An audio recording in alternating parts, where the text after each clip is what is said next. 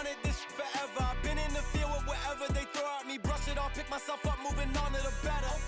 Hey. Ain't no errors, baby, it's a new era. I wake up early, feeling rich like I'm Kesha. I get to the paper, boy. Extra. With me.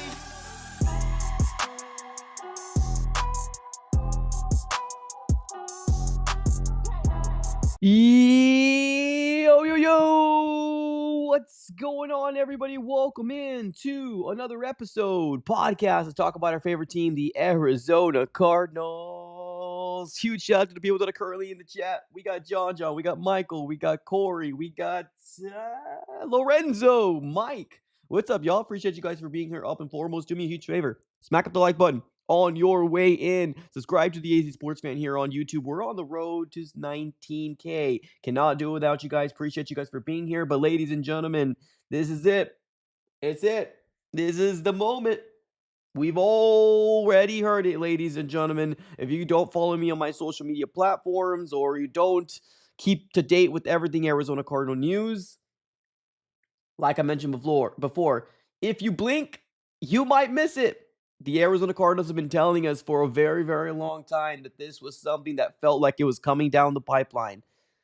Jacoby Brissett has been named quarterback 1 for the Arizona Cardinals heading into week 10. But not just that, ladies and gentlemen. Now we got a report yesterday from Adam Schefter that now Kyler Murray could be missing another 4 to 8 weeks. Now, I don't know if you want to call this cover up. I don't know if you want to call this, whoa, how convenient. Yeah, I mean, everything is pretty darn convenient when it's coming out. Like, it's just weird. Like, where is this coming from, right? But with what we know right now, Kyler Murray is not going to be playing for at least 4 weeks because of the foot injury. But Jacoby Brissett has been named quarterback for week 10. But this feels like this might be the end of Kyler Murray in the desert. I'm going to show you the report in terms of what I'm talking about. It is from Adam Schefter right here. He ended up releasing it yesterday. He ended up putting this. Sources: Kyler Murray and the Cardinals have consulted with multiple doctors on his foot injury and have been told the timetable for recovery have been anywhere from 4 to 8 weeks, with an increased chance of a setback until it's properly healed. Murray now has time to heal.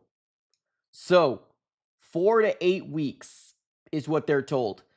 It doesn't really give a clear understanding if it's 4 to 8 weeks from now or 4 to 8 weeks from when he originally sustained the injury. We don't know.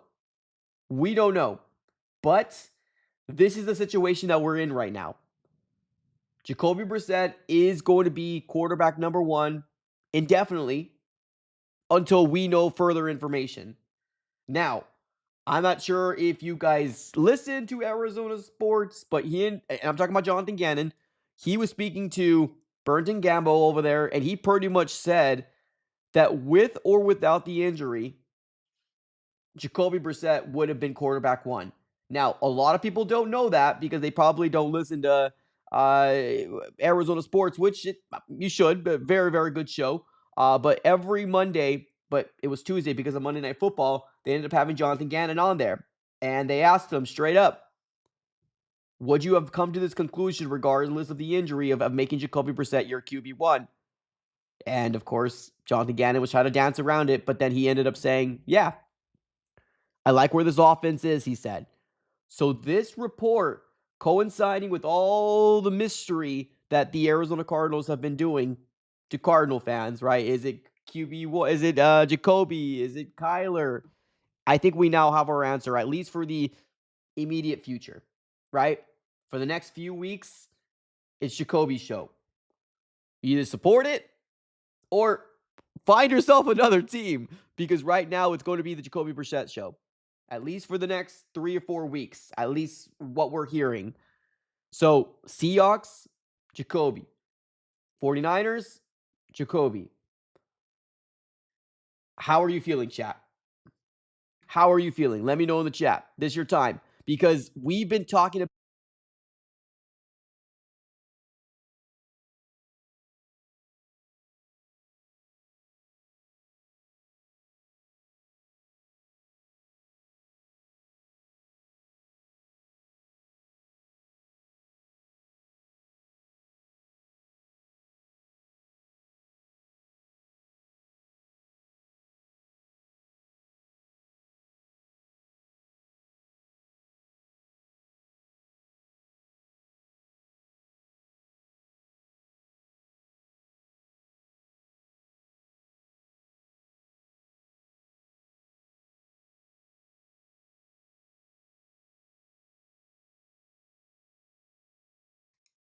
Can you hear me now?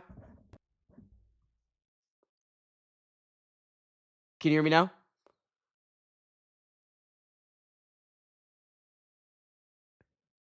Are we back? Are we back? Check, check, check, check, check. It says we're good. Okay, we're back. Okay. I don't know what's happening with the mic. If it happens again, let me know here in the chat. I appreciate you guys, obviously. All I was saying that if you don't like it, you might have to find yourself a new team. Because indefinitely right now, with what we know, is that Jacoby Brissett is going to be QB1 for this team. Now, we will have a video for the people out there that are saying, oh, you talk about Kyler Murray. We'll have a video later on today, probably most likely after this live stream. We ended up doing a breakdown of Walter Nolan's debut. Fantastic. Fantastic. We're gonna do a video off the topic of this quarterback controversy, quarterback situation. So for the people out there that want a little positivity and something kind of shifting in a different direction, there's going to be a video released after this live stream. Walter Nolan's debut. Really, really good, by the way. Now, another thing I want to address as well. There was somebody that placed a comment on my chat or one of my videos. They said that I came out and said that I wanted Monty Austin-Fort fired because of his draft picks. That wasn't the case. That wasn't the case at all. I never said I wanted Monty Austin-Fort fired. I was just saying that if Monty Austin-Fort gets fired, I'm not going to lose sleep over it. That's all I was saying. But let me address this real quick because we ended up seeing somebody saying this. Shout out to my guy Musty. He's saying Mike doesn't want to talk about how wrong he was about Monty. He was saying fire Monty and that all his draft picks were a bust. Now, what has Mike has to say now? Well, I'm honestly, when I broke down the draft picks from every single year, I remember saying that this year's draft picks, it was undecided because we don't really know, right? And I wouldn't call anybody a bust, and I don't think I've called anybody a bust.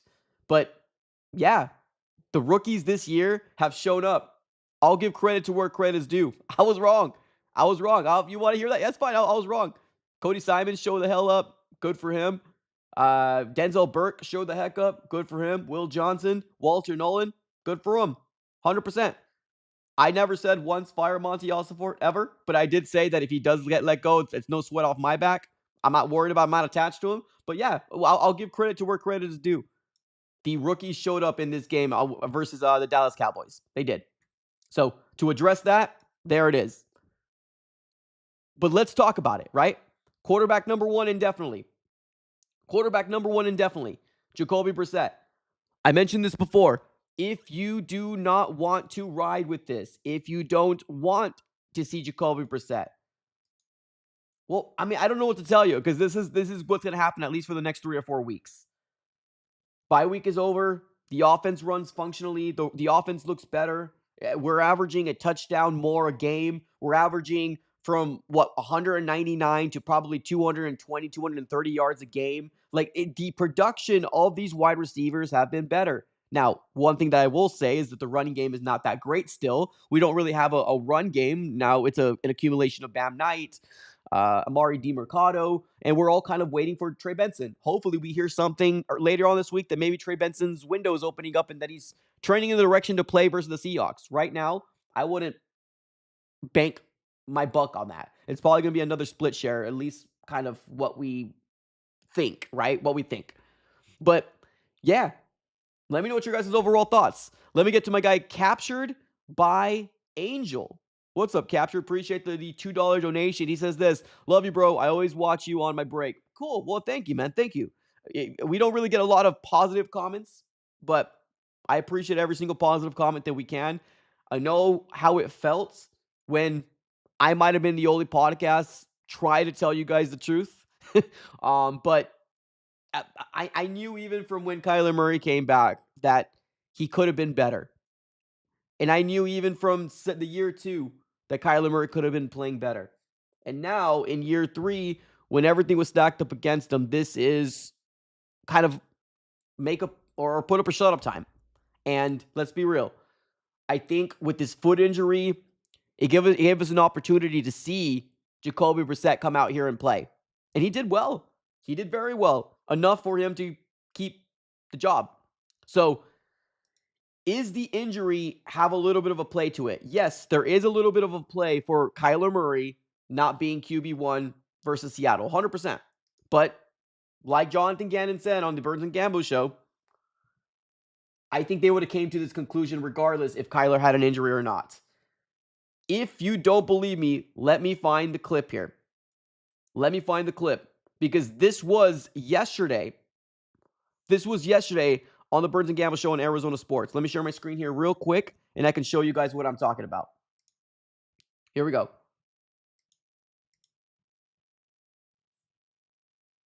Brissett has been playing, that even if Kyler was healthy, all right, let's start over. Is it safe to say that the way that Jacoby Brissett has been playing, that even if Kyler was healthy, that you still would have came to this same conclusion? Yeah, I mean, it's a hypothetical to me, but yeah, I like where we're at right now with the offense moving forward. Is it? You hear that? Jonathan Gannon was trying to do what Jonathan Gannon does, right? Kind of try to veer away from the actual question. He said it's a hypothetical, but yeah, I like the way this offense is playing. He literally told you right there. Now, to the media, the press pass that shows up on the Arizona Cardinals YouTube page, he didn't describe it like that. He was being very, very, what's the word? Coy, right? That's the word he likes to use. Very, very coy and trying to not really tell you or give you very much information. That right there, that clip tells you that regardless of an injury, would have been Jacoby Brissett's job or not. He said, well, it's hypotheticals, but yeah. Period. So, ladies and gentlemen, Kyler Murray fans, you have an option here. It's okay to be, I'm not going to say wrong, but to come to the realization that you might not see Kyler Murray again suit up in an Arizona Cardinal uniform. Maybe later on, maybe if Jacoby Brissett plays absolutely outlandish, like terrible, which there's an opportunity. Let's be real, Jacoby Brissett isn't the end-all be-all god, and then ain't nobody coming out here saying you need to extend Jacoby Brissett to a multi-year deal. No, we know what we have, right? What I guess the portion of the Cardinal fan base that is, I'm not going to say celebrating, but excited to see Jacoby Brissett is because they've been wanting to move off of Kyler Murray for probably years now. And that's what I don't think people quite understand. When people are excited to see Jacoby Brissett, it's because this offense is functioning to a level that we haven't seen in 7 years consistently. And Jacoby Brissett is bringing that. So you decide. You're a Cardinal fan or you're a Kyler Murray fan. And the people out there that are in the social media worlds calling it lame for me to back the quarterback that's QB number one, I will be backing anybody that's QB1 for the Arizona Cardinals, whether it's Clayton Tune, Jacoby Brissett, anybody, as long as they're suiting up in Arizona Cardinal uniform, because that is where my allegiance lies. I am not into that like players. Like I'm already old enough where I'm not attached to players. I already know the business side of it all is what's most important. I've already kind of been watching football for a very, very long time to know that the business side is more important. I'm a Cardinal fan through and through, and you guys got to make a decision. Are you that, or do you want to follow Kyler? Because what it seems like in the last video that I posted, and I've been talking about it all year, but it makes more oomph. It gives a little bit more, I guess, meat on the bone when it comes down to people that are actually in the football know. I'm just freaking speculating. That's all I'm doing. I'm just speculating. But it does feel like this is the end. And then the rumors that are swirling definitely is going to be coming to a point where the Cardinals might be moving on. Now, what do you get from them? I don't know. I don't know what the value looks like. We might have to wait closer. But also, going back to the point of, will this coaching staff be here, right? Because I know there's some people here in the chat that don't want Jonathan Gannon to stay. One thing I will say right now, guys, is that I'm not attached to Jonathan Gannon, just like I said the same thing to Monty, right? Like, they need to prove it to me and the rest of the fan base that they are worth saving and being here. I think it really depends on what happens in this rest of the year. Like, if the Cardinals finish off the season at 3 wins, I don't think their job is safe. If the Cardinals finish off the season at 7, 8 wins, they might be able to keep their job for a couple of different reasons. They can sell it to the owner and say, hey, You never allowed us to pick our own quarterback. Can you give us that opportunity to do so? And we just went 7 wins with the backup quarterback. Or I guess 5 wins because Kyler has 2. But we just went 5 wins with the backup quarterback. That's a journeyman. Give us the opportunity to do so. So will they be able to save their job? There might be a possibility. There might be a possibility that Jonathan Gannon might be here. But it all depends on what happens at the end of the year and how their, I guess, the rest of the year 3 ends up shaking out. So I'm not going to come out here and kind of yell or scream and say Jonathan Gannon needs to get fired, because one thing I will say is that it absolutely takes a lot of fire in the guts to make a move like that, to make a move like they did. Now, you can paint it any which direction. If you want to believe this is solely a injury for a foot injury, and that's the reason why you're not seeing Kyler Murray, then that's fine. I'm not going to convince you otherwise. You believe the way you want to believe, but I'll believe what I want to believe. And I truly think that we're seeing the Brock Purdy treatment. And Brock Purdy, although has a foot injury, he probably could have come back if they absolutely needed him to. I think it's the exact same situation that we're running in right now. We're seeing a backup quarterback that's able to run this offense very efficiently. We're seeing all-time high numbers week in and week out against big-time top-tier teams that have really good offensive side of the ball or defensive side of the ball, and we were in every single one of these games. And on top of that, you have a win under your belt with the Cowboys. You were close with the Colts, you were close with the Green Bay Packers, and you end up beating the heck out of the Cowboys. So, like I said, believe what you want to believe. I'll believe what I want to believe. And I do believe that there is an injury from Kyler, but they're not rushing him, and they're purposely allowing him to fully 150% rest up and heal because they don't want to rush him, because what we have right now is probably the best we've seen this offense function with this current regime. And it takes a lot of guts. It takes a lot of oomph and a lot of, I'm not going to say power, because you got to get this type of move approved by guys at the top. Monty, Bidwell. You got to get this type of move approved. Now, of course, we're selling it to the world that he's injured. Everybody sees right through the BS. They see right through it. They know darn well that, yes, there might be an injury, but there's a little bit more to the story, and we'll see how it all unfolds. So I will give credit to where credit is due. Jonathan Gannon deserves credit for making the move. Julio in the chat with the super chat. What's up, Julio? Go Cardinals. Short and sweet, love it. Short and sweet, love it. Let's go with Captured by Angel again. Another super chat coming our way. This time a $5 banger. What's up, man? Appreciate it. He says this: keeping it real, would love to talk football with you. I post on TikTok and make my own post-game reactions to the games after we play. I look forward to your video. Appreciate it, man. Yeah. Well, hit me up. Hit me up on my socials. That's the best way to do it, man. Appreciate the super chat. One thing I haven't got into quite fully yet is TikTok. This is the biggest following I have, which is on YouTube. X and Twitter.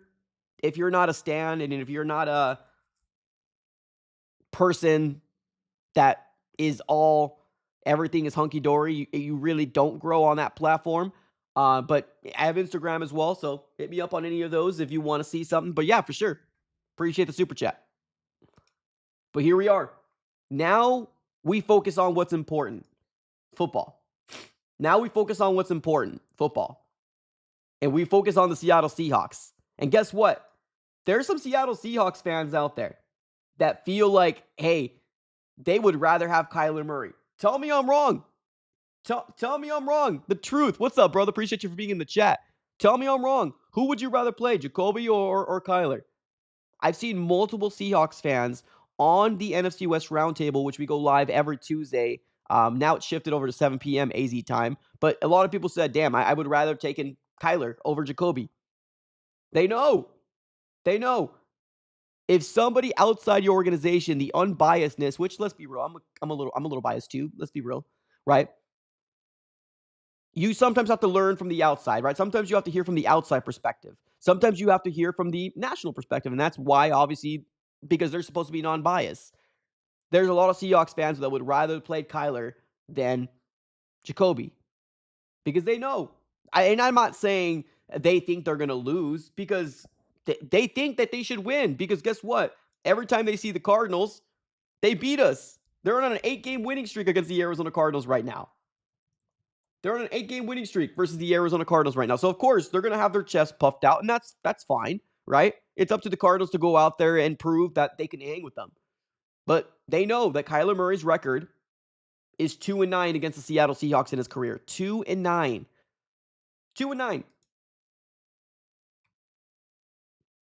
So now we can actually go over there with the functionable offense, and we can go out there with the defense to hopefully force some turnovers. I love what I've seen from Walter Nolan, man. He looks good. Like I said, I'm going to have a video that we're going to be releasing later on. Actually, it's probably going to be right after this video is done, this stream. I got my my Walter Nolan video ready to go. And basically, it just breaks down my favorite plays. That's what it is. So, my Walter Nolan video coming out right after we're done, maybe 5 minutes after. Give the algorithm some time to kind of recover. We'll release that Walter Nolan video. And man, did he have a spectacular game? He did. Fantastic. Love what I've seen from him. So there's that. And then the big elephant in the room, Kyler.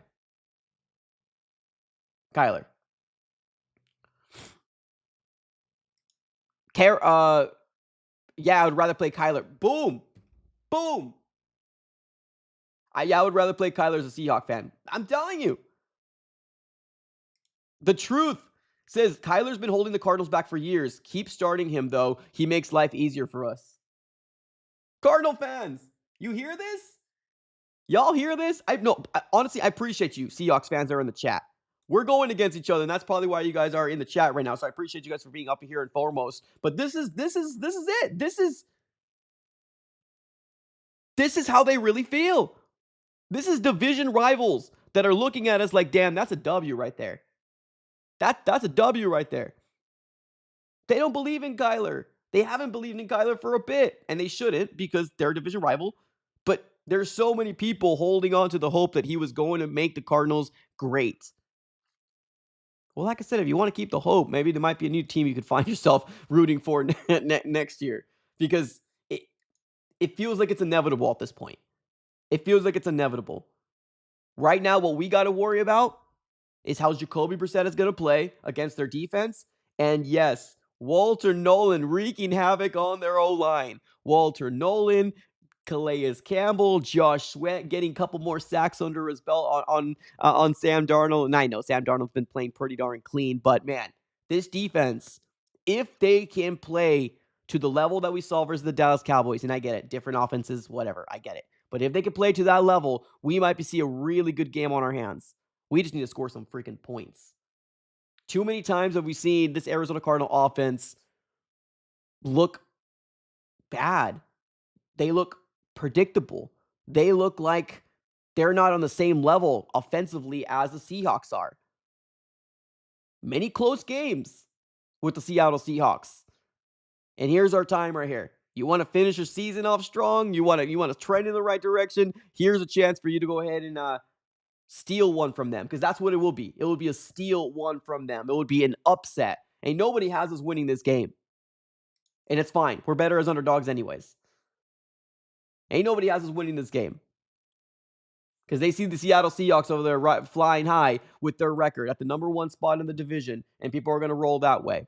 And rightfully so. Like I said, they're a 7-win team now. 6-2. 6-2. Rams are 6-2. 49ers 6-3. Cardinals 3-5. Realistically, guys, what's a 3-game difference with 9 games left? Let's make a push. This is where it starts. The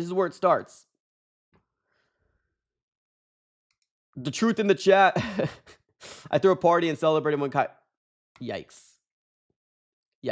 Pedro in the chat says the Seahawks are the one rival that I don't see as a rival anymore. The Seahawks are that one rival that I don't see as a rival, more of an annoying sibling. I mean, I guess we got to give some credit to where credit is due. They've been a team that's been constant, and one thing is that they're always somewhere in playoff contention, regardless if they make it or they don't. They hardly have seasons like the Cardinals where they're in stripped down rebuild mode because it's culture, man. They somehow find a way. They made Geno Smith. They made Sam Darnold, a second. Obviously Sam Darnold started with KOC, but they're doing it again with him. So, got to give credit to where credit is due, unfortunately.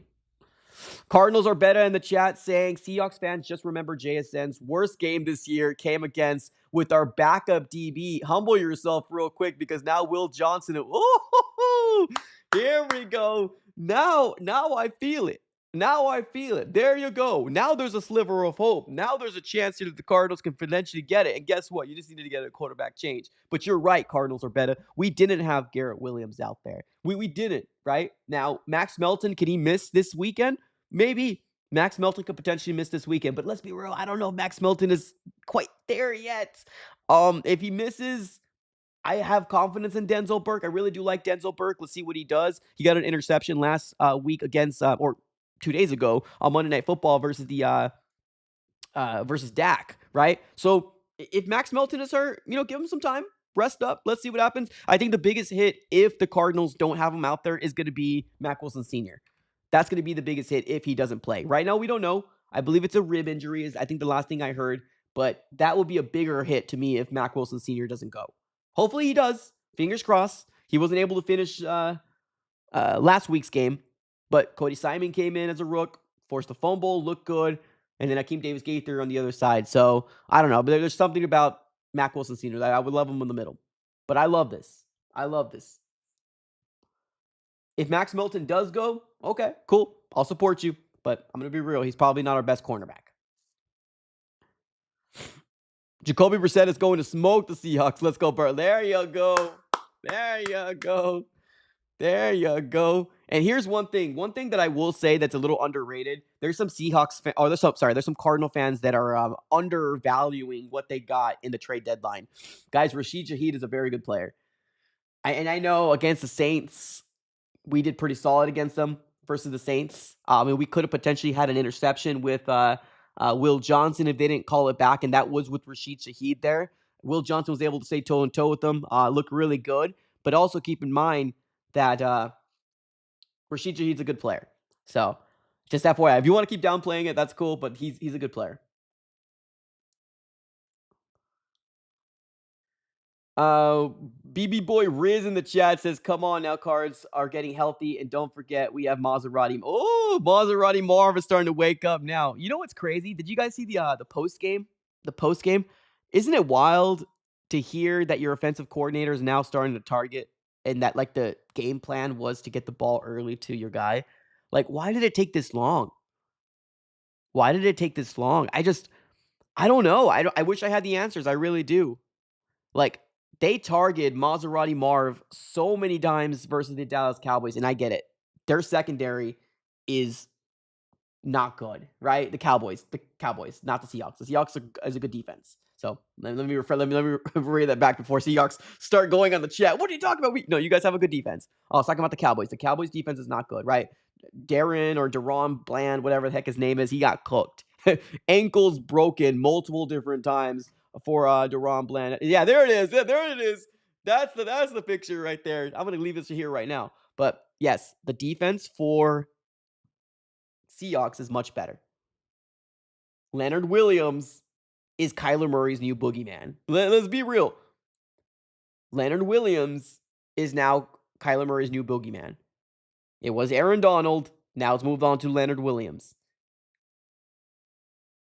We got Jacoby now. And we might have the new boogeyman. Walter Nolan, take a bow. Here's your chance. I want to see a couple sacks from you and a couple sacks from Josh Sweat and knock Sam Darnold on his bum. I would love nothing more than that. But yeah, let's leave this here right now, ladies and gentlemen. Let's do this. Here we go. We got a $10 banger coming our way. Yeesh.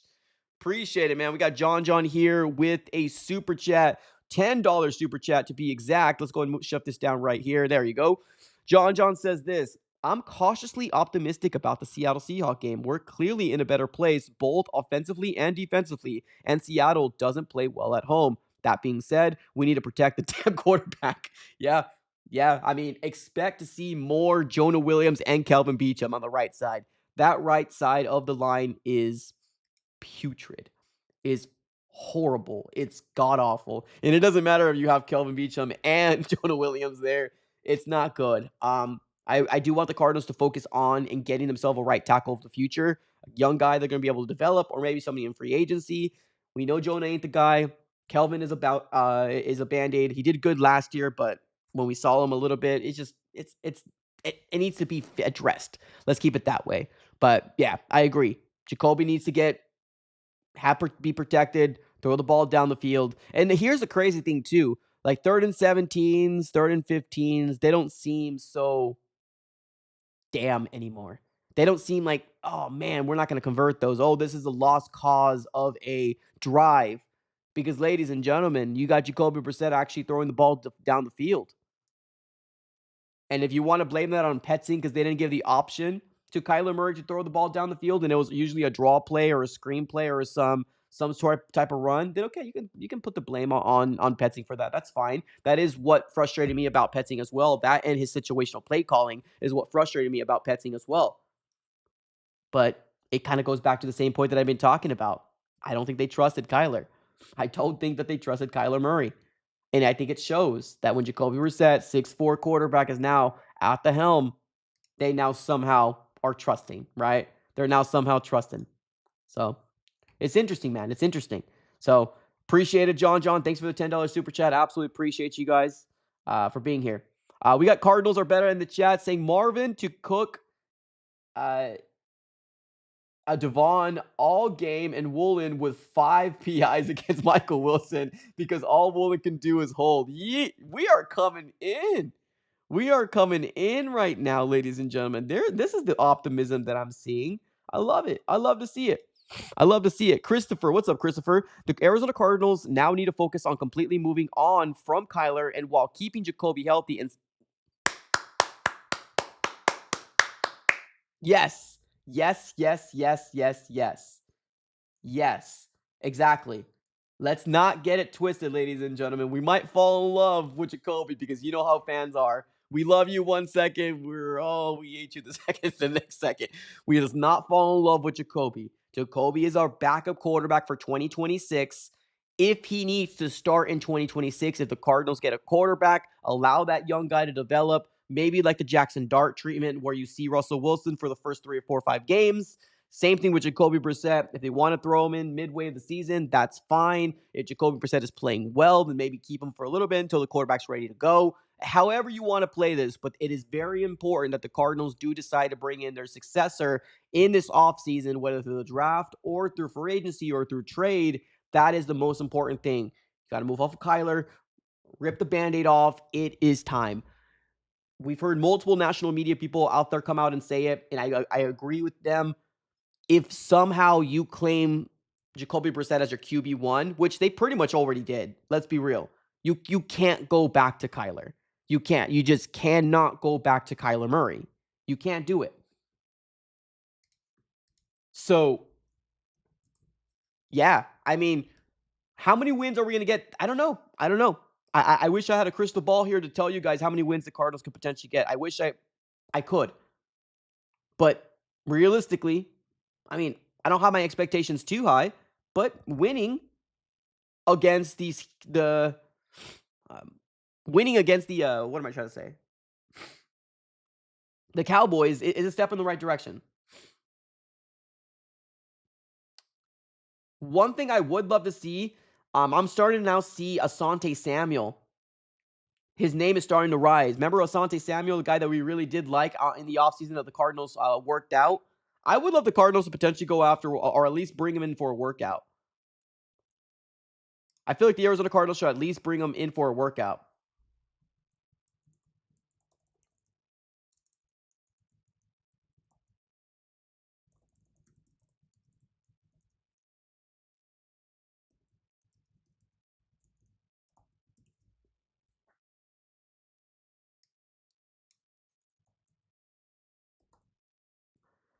So right now, Asante Samuel, I believe he's meeting with the Panthers, Packers, and the Vikings. At least that's what we're seeing right now per Jordan Schultz.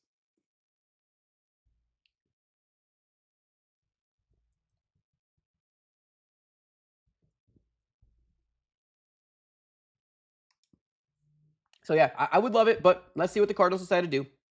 Let's keep it with the chat. Oh, we got another one. WJ. What's up, WJ? We got another $2 donation coming our way. It says Marv had a problem only with Kyler Murray. Looks happier. Let's say this, ladies and gentlemen. I want to be very clear. You see Marvin Harrison Jr. now. I guess it is different when you're coming off a win. It's true. It's very different when you're coming off a win, right? But he does look happier.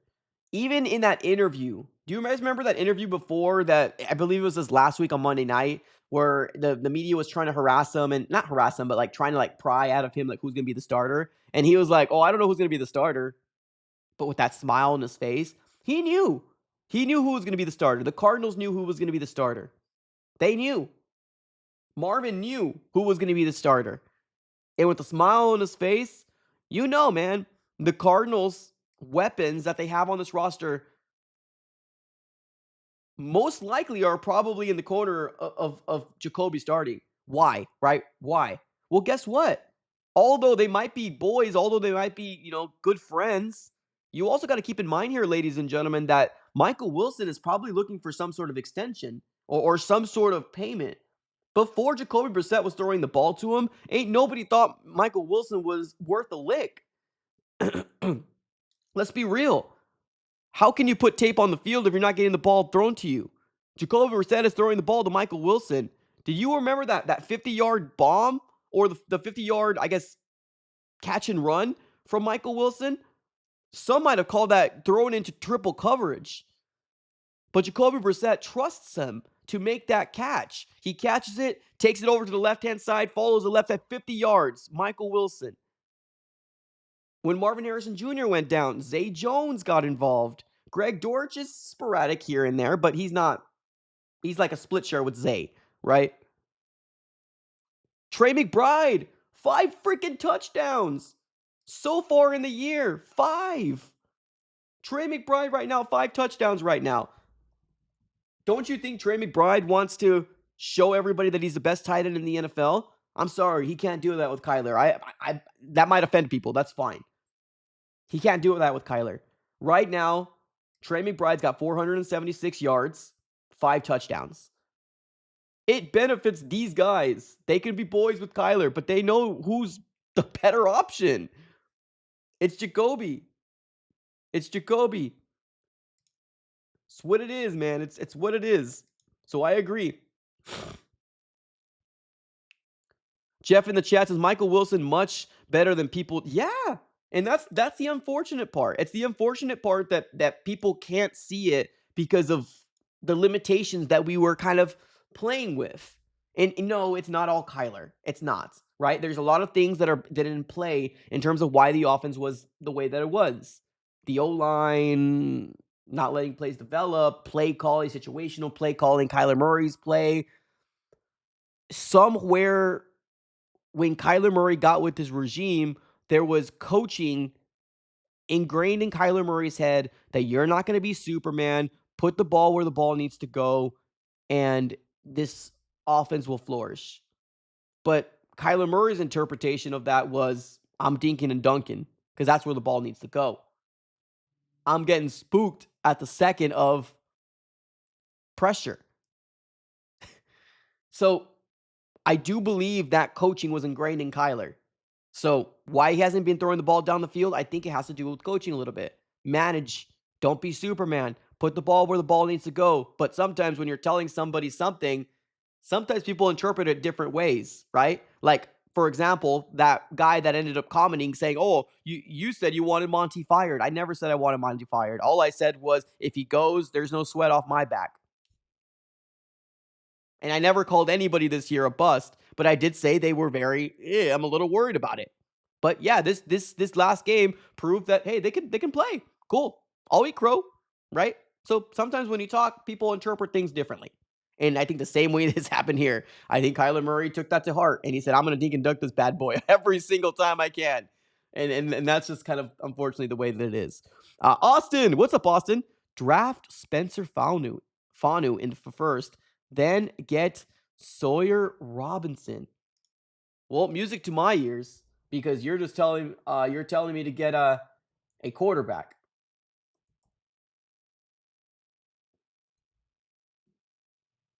Music to my ears. That's Baylor, right? Sawyer Robinson, Baylor, 6'4", 220, 26 touchdowns, 7 interceptions.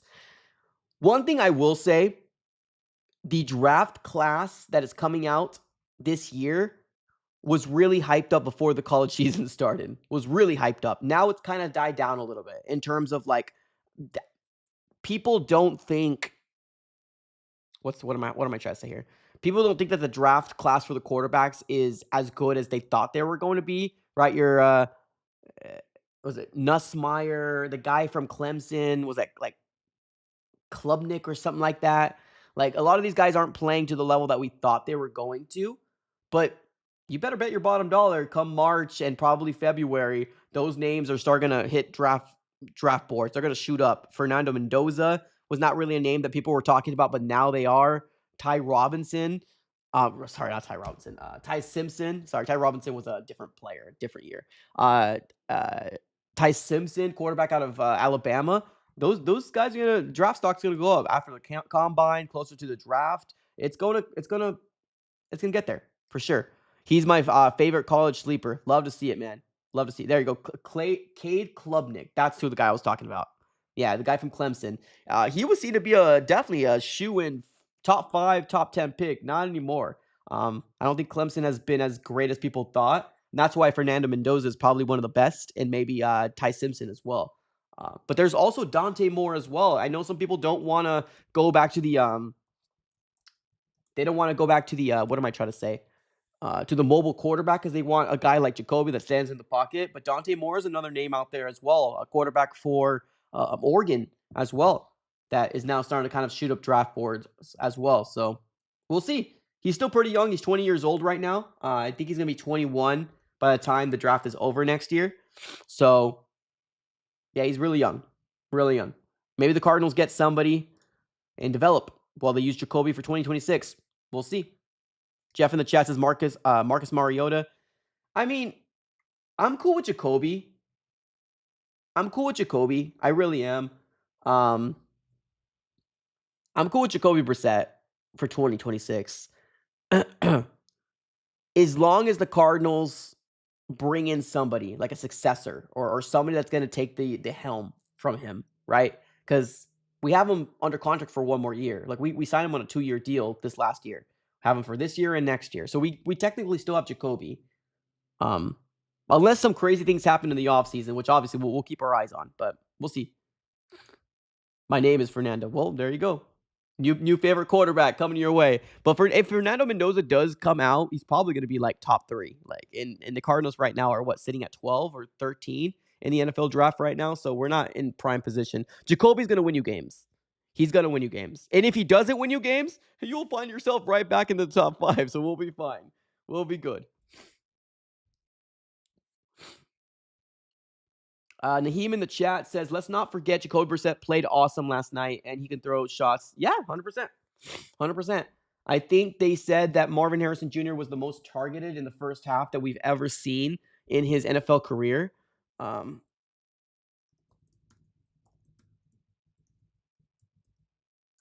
me see here. Let me see. How many times was he targeted? Most of this came in the first half. Marvin Harrison Jr. was targeted 10 times. 10 times. Total. I think in the first half, that probably was like 7 or 8. Like, if I'm going to be real, dude. Like, I think he only got like 3 more targets in the second half. That first half, he was just feasting, man. He was feasting.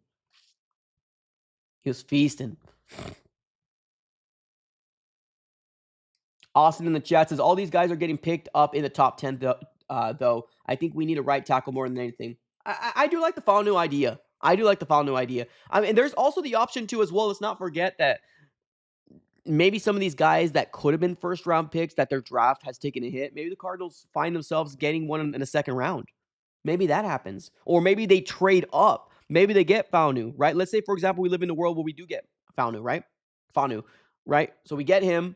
And then we trade back up to get the quarterback that we want that falls somewhere in the 20s.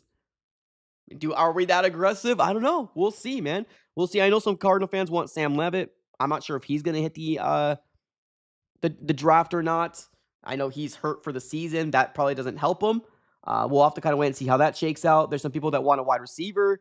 Jordan Tyson out there out of ASU. There's some good players, man. There's some good players. We'll see, though. Got another super chat coming our way. We got Mandon. What's up, Mandon? I'd give up a couple first for Ty Simpson. Ooh. What do you think we can get for Kyler? That's the big question. What do you think we can get for Kyler? You don't think we get a first-round pick for him? I think if there's one team that is silly enough, I'm not going to say dumb, silly enough to do it, I probably think it would be the Jets. The Jets got 3 first-round picks. The Jets got 3 first-round picks, ladies and gentlemen. I think if there was a team that was silly enough to do it, I would maybe probably try to pick on the Jets. To see if they can bite. I mean, hell, they got freaking Justin Fields for the love of God. They got Justin Fields. But yeah, they got 3 first-round picks. No, I apologize. They got, is it only 2 this year? Oh, 3 first-round picks total for what they've done, right? They got 2 first rounds for Sauce. Did they get a first-round pick for Quinnen? It might have also, I guess, came into the account for the next year, I guess. Okay. So right now, the Jets have the 3rd and the 32nd because it belongs to Indiana. And then they got another first-round pick from Indiana in 2027. Okay. They got a lot of draft picks. Maybe the Jets will be that silly. Maybe Justin Fields will start winning. And it can hurt. I don't know. We'll see. A lot of moving parts. There's still a long way to go. But you give up a couple first for Ty. I do like Ty Simpson. Jersey in the chat says Kyler Murray to the Miami Dolphins. The only reason why I don't like this is because if you say we're moving over to the Dolphins, that means Tua's coming here. I don't want Tua. No, I'm not having the Kyler Murray stands fall in love with Tua. And the same thing that the Miami Dolphins fans are feeling there. It's gonna be the same circle. It's the same vicious circle. No to Tua. No to Tua. For the love of God, no. So they did get a first, right? They got a first and a second for Quinnen. Okay, so they did get a first then. Okay, I'm gonna have to do a little research. Or was it a second? Yeah, I'm gonna have to do a little research here on my end. Naheem says, let's be real. Jacoby Brissett is very good coming. Yeah, the third downs is out. It's crazy what we're seeing. Third downs get converted at a crazy, outlandish way, man. It's really cool. Uncanny says Tyson is a superstar. Not great. You're talking about Jordan Tyson? Tua equals glass. Exactly. 100%. So, like, for the people out there that want to trade with Miami, usually that means that you probably are doing a quarterback switch, and I'm not doing that. No. Oh, there you go, Jay. Appreciate you. Okay. So it's 2027 first round pick and a second this year. Okay, that makes sense. And then they got 3 first round picks in 2027, 2 first round picks this year. Gotcha. Okay. That makes more sense. Appreciate y'all. Okay, that makes sense. Hell, can we get a second round for Kyler? Sheesh. Thank you, Jay. Appreciate it. ASU has talented wide receiver. Yeah, definitely. I do like Tyson. There you go. Okay. Beautiful breakdown. And Mozzie Smith as well. Okay. GTO in the chat says Kyler's uncoachable. Not many teams will stand for that. Backyard football doesn't work in the NFL. Yeah, I mean, that's the thing, man. And that's what we've been talking about for quite some time, right? Like that, what we know, what we've been seeing so far with the years of Kyler is just, sometimes you just got to admit to yourself that it's just not working, right? And I'm looking all over X and Twitter, and there's a reason why I don't go to the For You page, because like if I go to the For You page, they have all these like Kyler Murray stands basically like sending out their apology letters that why we failed them, and it's not his fault. It's the Cardinals' fault for not putting him in the best position to succeed. And it's a mess right now, man. It really is. It's a mess. Um, so like I purposely avoid the For You page because all I'm seeing is freaking apology letters and all these different things. It's funny. But yeah, it seems like it's inevitable. We probably know right now that Kyler most likely will get moved off of. You want to call it injury, that's fine. But there's a little bit more to this, and I promise you on that. There's a little bit more to it. But yeah, let's keep it with the chat. We got Cardinals Arbeto saying, why can't Sam Levitt have a similar approach that Jackson Dart did, especially if he learns behind? Yeah, honestly, with the injury of Sam Levitt, if Sam Levitt goes in the draft, why don't we take my guy's approach, right? My guy in the chat here that says you go Faunu in the first round. In the second round, maybe Sam Levitt does fall to the second round. I'm seeing a lot of great intangibles for Sam Levitt. The only problem is, can he stay healthy? I love the dog mentality from Sam Levitt. I really do.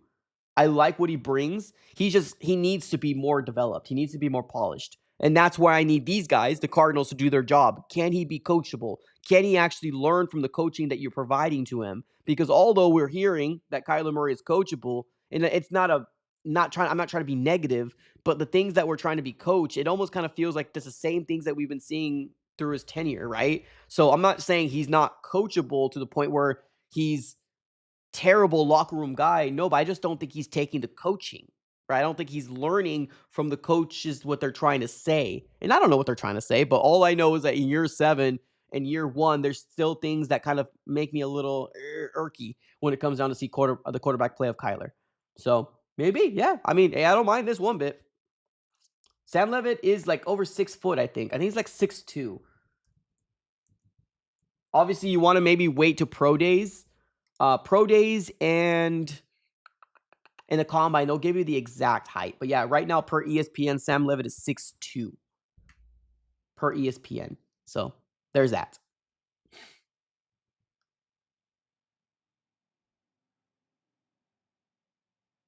Let's see here. Let's read a couple more chats, and I'm going to give some love on over to our sponsors. Let's see here. 6'2", yep, 6'2". Let's see if Walter Nolan can sack Sam Darnold. I agree, man. I agree. From your lips to the football god's ears, man. From your lips to the football god's ears. Let's do this real quick. Let's go and give some love on over to the sponsors of the AZ Sports Fan here on YouTube, the guys that are keeping the lights on. That's going to be none other than Sleeper. The NFL season is here, which means you now have a chance to 100 times your cash on daily fantasy football. Pick on stats for players like touchdowns, passing yards, receiving yards, and fantasy points, and more for up to 100 times a payout on Sleeper. Get your picks right, and you can win big. Use promo code AZSF, and you get up to a $100 deposit match on your first initial deposit. Terms and conditions do apply. Everything will be in the description below of this video, and on top of that, they will also provide you with a free $20 entry, just to give you $20 to use on their app. Yeah, no strings attached and no deposit needed. Make sure you check out Sleeper, proud sponsors of the Easy Sports Fan throughout the entirety of the 2025 season.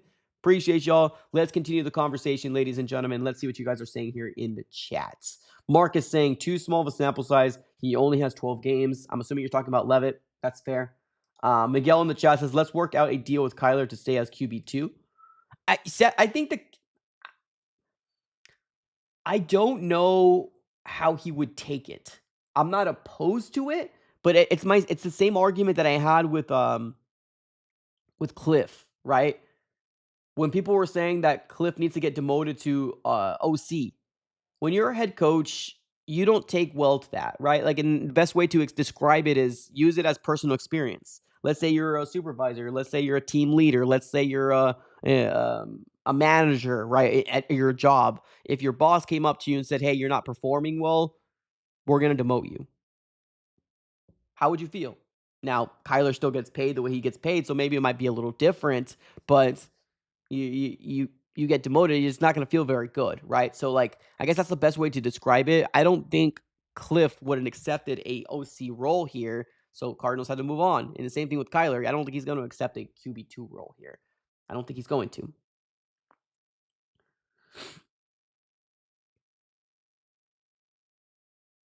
Xavier chat in the chat says, so this is me. Kyler's gone. Right now, what we know is Kyler's still on this roster and will continue to be on this roster for the remaining of this season. That's what we know right now.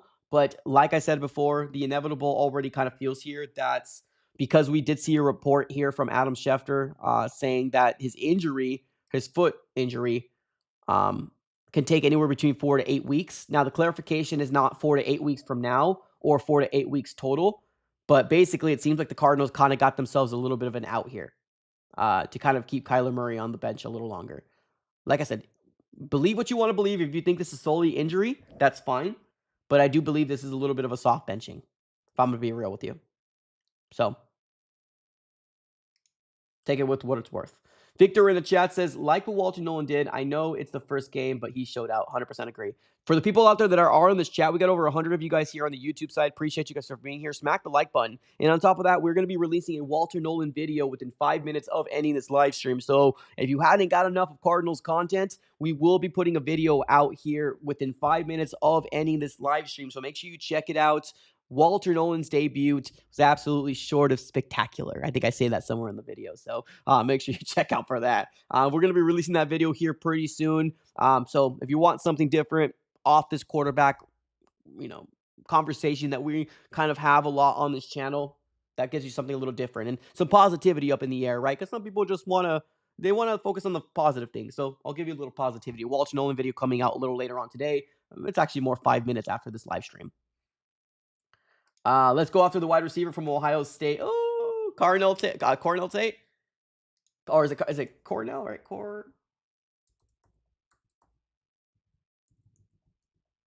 Cardinal Tate. Yeah, I like him too. I like him too. Yeah, he looks good, man. He looks good. Either Cardinal Tate or Jordan Tyson. I'm cool with it. I'm cool with either. Let's take a couple more comments and we'll be closing up shop. Let me give another quick shout out here to my guys that super chatted here. Mandan, appreciate you. Austin, again, thanks for the super chat. WJ, appreciate you. John with the $10 banger. Appreciate you, man. Thank you so very much. Captured by Angel. First time I seen you on the chat, but I appreciate the super chats. He ended up coming up clutch with 2 of them. And then you got Julio as well, just saying go Cardinals. So I appreciate the super chats, guys. Thank you. Let's continue 2 more chats and then we'll be closing up shop. Let's go on over with Jeff. Let's give some love to Jeff. Jeff says, first fix the offensive line before any receivers. Fair.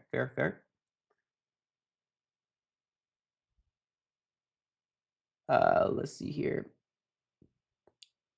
Let's go with Victor. Victor says, this was coming to Kyler. Once a proven QB came in that could manage the game, it was over for Kyler. Marvin looks like the 4th overall pick with Jacoby. Facts, brother. Facts.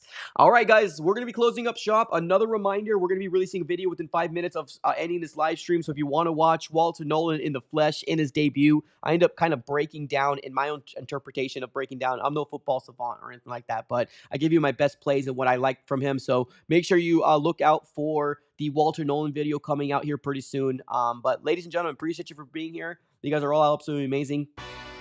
We're closing up shop right here. Shout out to everybody in the chat. Let's have a good one. We got the Seattle Seahawks over the weekend. They think they got us, but we got Jacoby Brissett. Let's go. All right, ladies and gentlemen, see you in a little bit. Have a great rest of your day. And as always, go Cardinals. I've been wanting this forever. I've been in the field with whatever they throw at me. Brush it off, pick myself up, moving on.